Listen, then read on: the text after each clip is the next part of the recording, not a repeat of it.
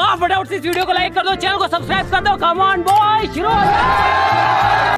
दोस्तों, आपने Kuku FM, Pocket FM, YouTube video देखते समय ये एडवर्टाइज तो बहुत जरूर देखा होगा और बहुत ज़्यादा देखा होगा। लेकिन क्या FM सुनने से या फिर FM में जो किताबें बताई जाती हैं उनको पढ़ने से या सुनने से जीवन में कोई बदलाव आता है? मुझे लगता है इन किताबों को पढ़ने से जीवन में कोई बदलाव नहीं आता है।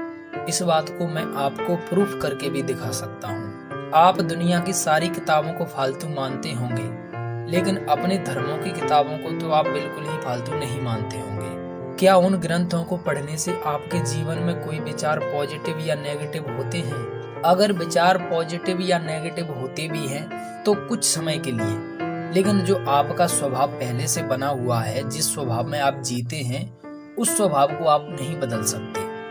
ज्यादातर उस स्वभाव में बदलाव संभव ही नहीं है। किताबें पढ़ने से विचार नहीं बदलते, स्वभाव बदलने से विचार बदलते हैं। मैंने सभी धार्मिक किताबें पढ़ ली, लेकिन अब तक मेरे मन में कोई विचार नहीं बदले हैं। मैंने गीता पढ़ ली, लेकिन मन में योग नहीं आया, कर्म योग नहीं आया। मैंने महाभारत पढ़ लिया, फिर भी मैं अब तक आतंकवादी नहीं बना। रामायण पढ़ने से ना मुझ में कोई मर्यादा आई है। मैंने कुरान भी पढ़ ली, लेकिन मुझ में कुछ भी कट्टरता नहीं आई है, और ना ही मेरे अंदर पशु पक्षियों को हलाल करने के विचार आए हैं। और कुरान पढ़ने के बाद ना ही किसी का धर्म परिवर्तन करने के विचार मेरे मन में अब तक आए हैं, ना ही किसी को धमकी देने की आवश्यकता पड़ी है कि तुम धर्म बदल लो, ना ही मैंने कहीं आतंकवाद करने का संकल्प लिया है। अब आप ये कहेंगे कि कुरान में तो ऐसा कुछ भी नहीं लिखा है, लेकिन कुरान पढ़ने वाले कभी आतंकवादी नहीं होते हैं। लेकिन ज्यादातर ऐसा देखा गया है कि कुरान पढ़ने वाले लोगों के मन में ही आतंकवाद करने का ज्यादा विचार आता है, लोगों का धर्म परिवर्तन कराने का ज्यादा विचार आता है।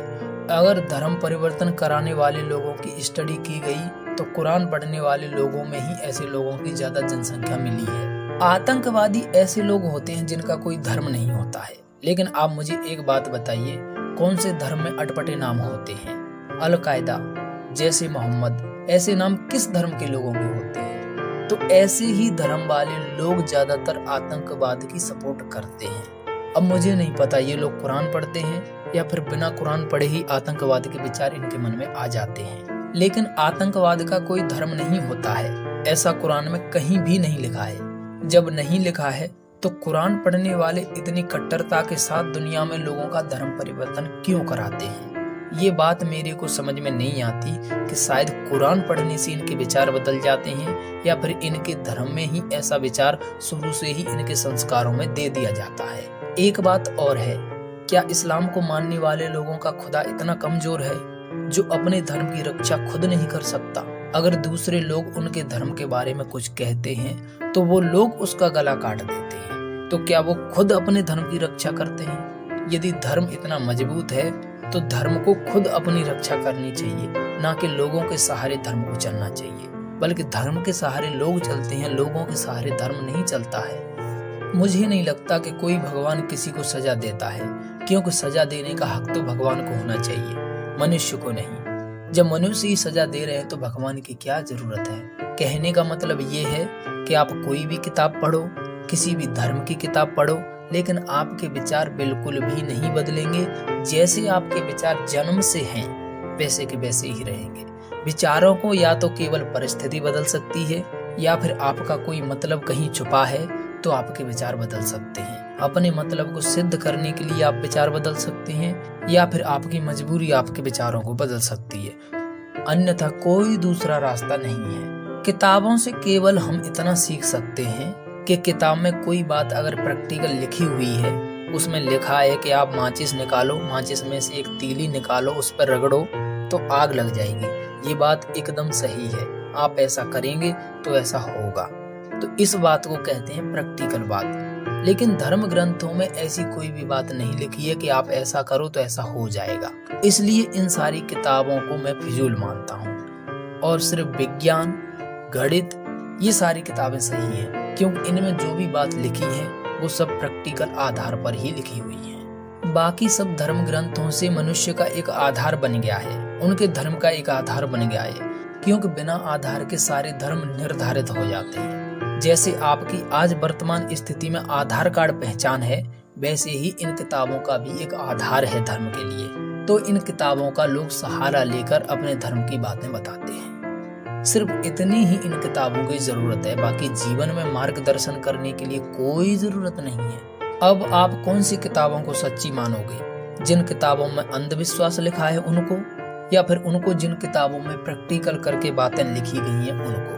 धार्मिक ग्रंथों में अगर सब कुछ लिखा होता तो आज इन बच्चों को गणित पढ़ने की कोई जरूरत नहीं थी, विज्ञान पढ़ने की कोई जरूरत नहीं थी। सारी खोजें अपने आप लोग इनमें पढ़ पढ़ के ही कर लेते थे। लोग खोज करते हैं, उसके बाद किताबें लिखी जाती हैं, लेकिन किताबों से कोई खोज आज तक नहीं हुई है। अब इन सब किताबों के बीच हम भगवान के भी विचार जान लेते हैं। अब आप कहेंगे कि आपने भगवान के विचार कहाँ से जाने? आपने भी किसी किताब को पढ़ा होगा।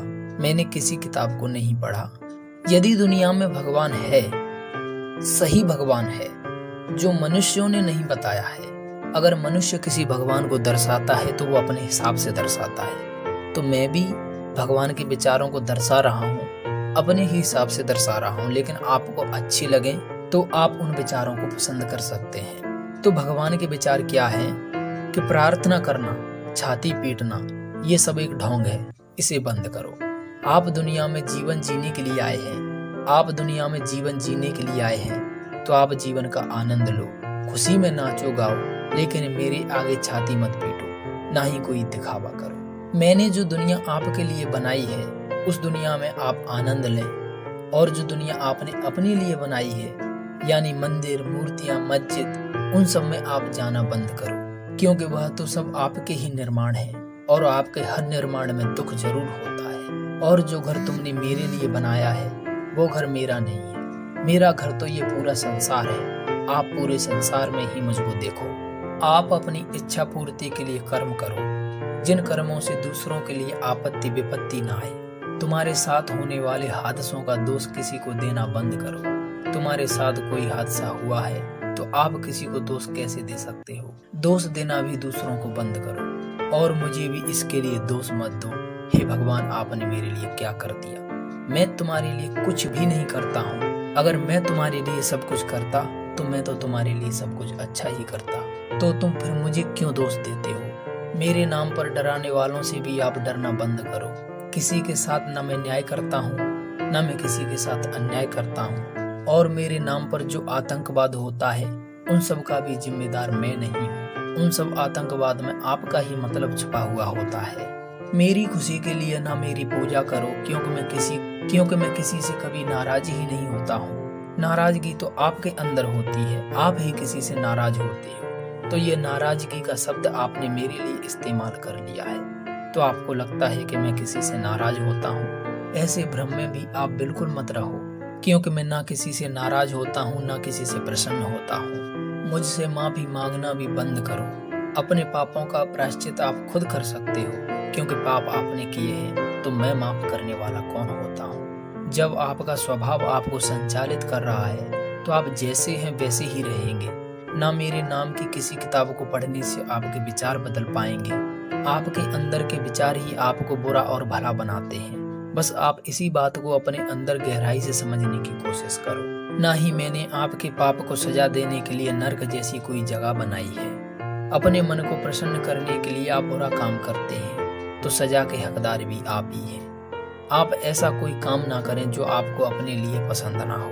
बस यही सबसे अच्छा कर्म है। मेरा नाम लेकर आपको जितने आदेश मिलते हैं, जितने भी धर्माचरण के आपको उपदेश मिलते हैं, उन सबको आप भूल जाओ, क्योंकि मैं किसी को कोई उपदेश नहीं देता हूँ। मेरा नाम लेकर आपको जो उपदेश देते हैं और जो उपदेश आपको मिलते हैं, वो उपदेश आपको एक दिन आतंकवादी और अपराधी बना देते हैं। तो ऐसे उपदेशों की आपको क्या जरूरत है? तो ना मेरे नाम के आप कोई उपदेश सुनो। आपके मन को जो अच्छा लगता है केवल आप वही करो। आज आपकी स्थिति जो है, आप उस स्थिति में जीने की कोशिश करो। आगे के विचारों को सोचना बंद करो। ना ही मैंने आगे नर्क जैसी आपको कोई जगह बनाई है और ना ही स्वर्ग जैसा आपके लिए कोई महल बनाया है। तो क्यों आप आगे के बारे में सोचते हो? मरने के बाद आपके लिए मैंने कुछ भी नहीं बनाया है। जो जीवन आपका जैसा आज है, उसी जीवन को आप अपनी प्रसन्नता और आनंद के साथ जियो।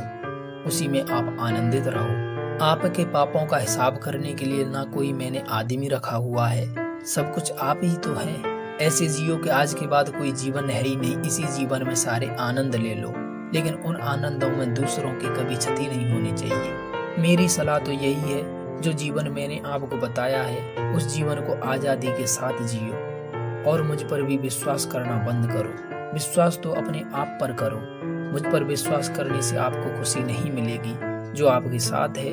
जो छोटी छोटी खुशियाँ आपको मिलती हैं, उन छोटी छोटी खुशियों में ही आप मुझको महसूस करो और अपने जीवन को आनंदमय बनाओ। छोटी छोटी खुशियों में आपको प्रसन्न देखकर ही मैं प्रसन्न होता हूँ। मेरी प्रसन्नता के लिए ना मेरी पूजा करो, पूजा करने की कोई आवश्यकता नहीं है। ना ही मेरे नाम पर तर्क वितर्क करो, ना मुझे कहीं बाहर ढूंढो और ना मुझे कहीं अंदर ढूंढो, क्योंकि तुम मुझे पा नहीं सकते, क्योंकि मैं तुम्हारे लिए हूँ ही नहीं। जो भी हूँ मैं तुम्हारे जैसा ही हूँ। मैं ही तुम्हारे सीने की धड़कन बनकर तुम्हारे अंदर धड़क रहा हूँ, तुम्हारे शरीर को संचालित कर रहा हूँ, लेकिन मैं तुमसे अलग नहीं हूँ, तुम्हारे जैसा ही हूँ। अब आप न मेरे नाम पर हिंसा करो और ना ही जातियों में बंटो, ना ही धर्मों का निर्माण करो, ना ही अलग अलग धर्म बनाओ। ना ही मैंने तुम्हारे लिए इतनी अलग अलग जातियां बनाई हैं और ना ही मैंने तुम्हारे शरीर के अंदर कोई पहचान बनाई है। ये तो सब आपके ही निर्माण है। ऐसी बातों के लिए मुझे दोष देना भी बंद करो।